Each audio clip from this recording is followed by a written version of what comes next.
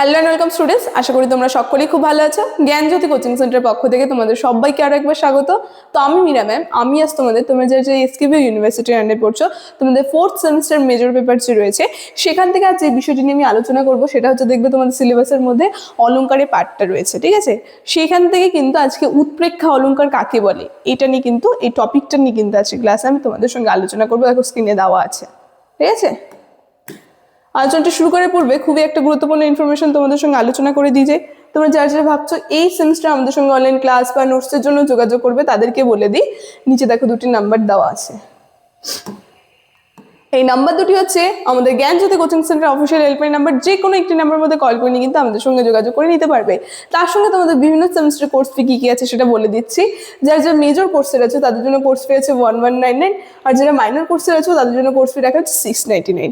আর আমাদের কোর্সে তোমরা অ্যাডমিশন নাও, যে সুবিধা তোমরা পাবে সেটা হচ্ছে, এখানে তোমরা live classes, recorded classes, high quality notes, তার সঙ্গে পাবে তোমরা 100% কম্পেনসেশন। সবগুলো সুবিধা কিন্তু তোমরা একসাথে পেয়ে যাচ্ছ, ঠিক আছে?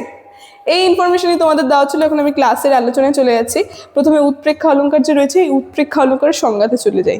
কি বলছে দেখো, যখনই আমি তোমাদের অলংকারে ক্লাস করাই সেখানে বলি দুটা বিষয় কিন্তু তোমরা ভালো করে একটু খেয়াল করবে। যে কোনো অলংকারের মধ্যে একটা হচ্ছে উপমেয়, আর আরেকটি হচ্ছে উপমান। এই দুটি বিষয়কে কেন্দ্র করে কিন্তু বিভিন্ন অলংকারগুলো তৈরি হয়ে থাকে। তো এই উৎপ্রেক্ষা অলংকারের ক্ষেত্রে আমরা দেখব, উৎপ্রেক্ষা মানে সংশয়, যেখানে প্রবল সাদৃশ্যের জন্য উপমেয়কে যদি উপমান বলে প্রবল সংশয় হয়, তবে কিন্তু তাকে উৎপ্রেক্ষা অলংকার বলে। মানে উৎপ্রেক্ষা বলতে একটা সংশয়, ঠিক আছে? উৎপ্রেক্ষা শব্দটার অর্থ হচ্ছে সংশয়, যেখানে কি আমাদের একটা সন্দেহ তৈরি হবে, মানে এতটাই মিল থাকবে উপমেয় আর উপমানের মধ্যে, যখন আমাদের কিন্তু একটা সন্দেহ তৈরি হবে, উপমেয়কে উপমান বলে মনে হবে, তখন যে অলংকার তৈরি হবে সেটা কিন্তু উৎপ্রেক্ষা অলংকারের সংজ্ঞাতে চলে যাচ্ছে। যেমন এখানে খুব সুন্দরভাবে একটা সংজ্ঞা দিয়ে দিয়েছে, উদাহরণ দিয়ে দিয়েছে, যেটা দেখলে আমাদের আরো ক্লিয়ার হয়ে যাবে। কি বলছে?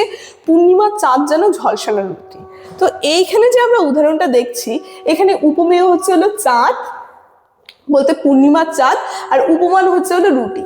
তো আমরা দেখব এই যে উপমেয় আর উপমান যে আছে, এই দুটির মধ্যে এতটাই মিল, সে চাঁদকে যেন রুটির মতো দেখাচ্ছে, মানে একটা সংশয় তৈরি হচ্ছে বা একটা সন্দেহ তৈরি হচ্ছে। তখন যে অলংকারটা হচ্ছে সেটা কিন্তু উৎপ্রেক্ষা অলংকারের মধ্যে চলে যাচ্ছে। সেটা কিন্তু এখানে বলেছে উপমেয় হচ্ছিল চাঁদ আর উপমান হচ্ছিল রুটি, যেখানে চাঁদ গোলাকার ঝলমলে, রুটিও গোলাকার ঝলসানো। তাই চাঁদ কিন্তু, চাঁদ আর রুটির প্রবল সাদৃশ্যের জন্য কবির মনে কিন্তু এরকম সংশয় তৈরি হচ্ছে, তখন কিন্তু এই উৎপ্রেক্ষা অলংকার হয়ে যাচ্ছে, ঠিক আছে? যেন শব্দের এখানে ব্যবহার হচ্ছে, এর মাধ্যমে কিন্তু এই অলংকারটা আর কি সংশয় যে রয়েছে, সংশয়বাচক শব্দটা বোঝাচ্ছে। তাই বলেছে এই সংশয় বোঝা যাচ্ছে, যেখানে উপমান রুটি যেন প্রাধান্য পাচ্ছে, মানে রুটিকে কিন্তু বেশি প্রাধান্য দেওয়া হচ্ছে। তো এই যে উপমেয় আর উপমানের প্রবল সাদৃশ্য হেতু প্রবল সংশয়, এই জন্য এই কাব্যাংশটি কিন্তু একটা উৎপ্রেক্ষা অলংকারের উদাহরণ আমরা বলতে পারি। যেখানে একটা কাব্যের থেকে এই লাইনটা নিয়ে বলেছে, পূর্ণিমার চাঁদ যেন ঝলসানো রুটি, ঠিক আছে? তারপর দেখো এখানে আরেকটা উদাহরণ বলেছে, দেখো কি বলছে, সীতাহারা আমি যেন মণিহারা ফণি, ঠিক আছে? তো এখানে উপমেয় হচ্ছে হলো আমি, আর উপমান হচ্ছে হলো ফণি। তো এইখানে আমরা দেখবো সীতাকে হারিয়ে রামের যেরকম অবস্থা হয়েছিল, ঠিক যেমন একটা মণিকে হারিয়ে ফণি বলতে সাপের যেরকম অবস্থা হয়, সেভাবে কিন্তু এখানে উদাহরণ দিয়েছে। তাই বলছে এখানে এটা একটা হচ্ছে উৎপ্রেক্ষা অলংকারের উদাহরণ, যেখানে আমরা দেখবো উপমেয় হচ্ছিল আমি আর উপমান হচ্ছিল ফণি, এবং আমি আর ফণির মধ্যে এতটাই সাদৃশ্য, কারণ স্ত্রী সীতাকে হারিয়ে রামের যে দুরবস্থা হয়েছিল, মাথায় মণিকে হারিয়ে ফণিরও কিন্তু সেই একই অবস্থা। তাই বলছে এই প্রবল সাদৃশ্যের জন্য কবির মনে এরকম সংশয় জেগেছে। তাই এখানে কিন্তু মণির ফণি যেন বেশি প্রাধান্য পাচ্ছে, মানে উপমানটাই কিন্তু শেষে বেশি প্রাধান্য পায়, যেখানে আমরা দেখব। তাই এটা একটা কিন্তু উৎপ্রেক্ষা অলংকারের উদাহরণে চলে যাচ্ছে, ঠিক আছে? তো সংজ্ঞা উদাহরণ নিয়ে বলে দিলাম। এখন এই উৎপ্রেক্ষা অলংকারের বৈশিষ্ট্য রয়েছে, কয়েকটা বৈশিষ্ট্য দেখে নিই। প্রথম বৈশিষ্ট্যতে বলেছে প্রদত্ত কাব্যাংশটি উপমেয় আর উপমান দুটি বোঝা যাবে। তারপর বলেছে উপমেয় আর উপমানে প্রবল সাদৃশ্য থাকবে, ঠিক আছে? সাদৃশ্যবাচক শব্দ থাকবে না, কিন্তু দুটোর মধ্যে কিন্তু পুরো মিল থাকবে। তৃতীয় বৈশিষ্ট্য কি থাকবে? যে উপমেয় আর উপমানে প্রবল সংশয় দেখা দেবে, অর্থাৎ উপমেয়টি সত্য না উপমানটি সত্য, এই নিয়ে কিন্তু একটা সংশয় থাকবে, তখনই কিন্তু একটা উৎপ্রেক্ষা অলংকার এর উদাহরণ আমরা বলতে পারবো।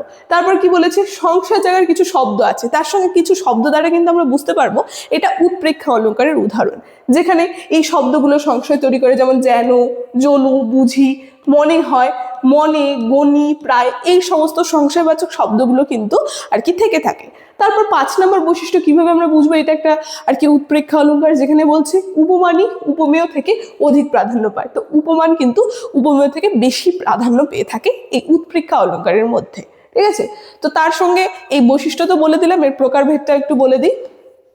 এই উৎপ্রেক্ষা অলঙ্কারকে দুটি ভাগে বিভক্ত করা হচ্ছে, একটা হচ্ছে বাচোৎপ্রেক্ষা আর একটা হচ্ছে প্রতীয়মানোৎপ্রেক্ষা।